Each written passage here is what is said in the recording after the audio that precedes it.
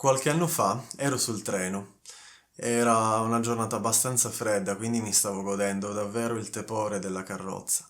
E abbastanza vicino a me c'era una famiglia, e questa famiglia era composta da una madre, un padre, una figlia e un bambino più piccolo.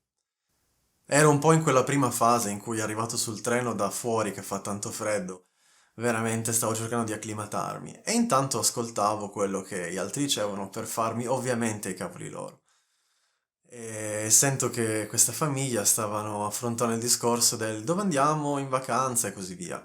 E a un certo punto la madre dice: andiamo in questa X meta. La figlia, adolescente, risponde alla madre con tono forse anche un po' seccato: che palle, basta quella meta. E questa frase della figlia, nel tempo, mi ha fatto pensare a tutte quelle volte in cui ho voluto comunicare qualcosa. Dal dizionario Treccani, la comunicazione è, in senso ampio e generico, l'azione di comunicare, ovvero il trasmettere ad altri. Ma cos'è questa azione in senso generico del trasmettere agli altri? Cos'è che si trasmette?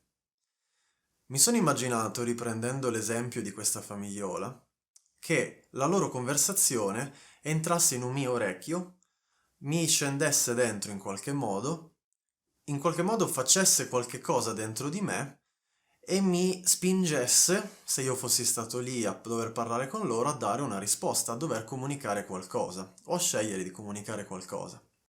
Infatti, continuando con la lettura del dizionario, il comunicare è in senso più profondo il rendere partecipe di una parte emotiva di un contenuto mentale o spirituale. Mi ricordo che c'è stata tutta una fase della mia vita in cui ero più ragazzetto, in cui parlavo e non stavo neanche particolarmente attento a quello che dicevo, né a quello che mi stimolava, quello che stavo dicendo alla persona. Senza entrare troppo nel merito di una comunicazione efficace, della quale poi farò un video sicuramente, per adesso mi voglio semplicemente soffermare su quello che ha detto questa ragazzina e su quello che mi ha fatto venire in mente. Quindi questa ragazzina ha detto: no, che palle, non voglio più andarceli. E mi sono immedesimato sia nella madre sia nella ragazzina, perché in un certo senso, tranne essere madre, però ho fatto un po' tutte e due le parti nella mia vita.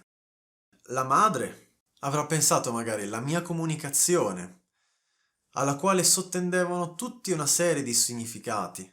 Quindi il fatto che amasse i figli, il fatto che volesse fare le cose con loro, il fatto che gli piacesse condividere nuove proposte, è stata automaticamente bypassata dal no della figlia.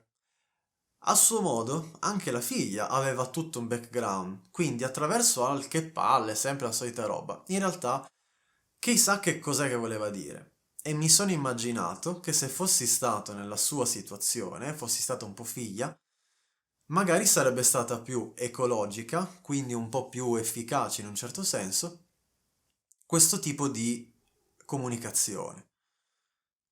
Ok, ho sentito quello che tu hai detto, accolgo il tuo bisogno, la tua comunicazione.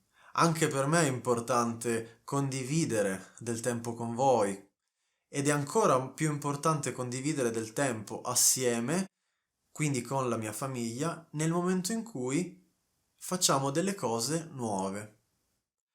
Questo avrebbe permesso alla ragazza di esprimere tutto ciò che era dentro di sé che in quel momento sentiva come importante, alla madre di sentire ascoltato il suo bisogno e addirittura il rapporto fra le due di mettere un gradino in più per poter costruire quindi un ulteriore step rispetto al quale poter partire per una nuova comunicazione, che sarebbe stata quindi ancora la scelta del chissà dove andare. Se anche questa volta quello che hai sentito ti è risuonato, in qualche modo ti ha parlato, ti ha stuzzicato, anche ti ha tirato fuori un sorriso, e vuoi rimanere aggiornato e aggiornata sugli argomenti dei quali tratterò, iscriviti al canale.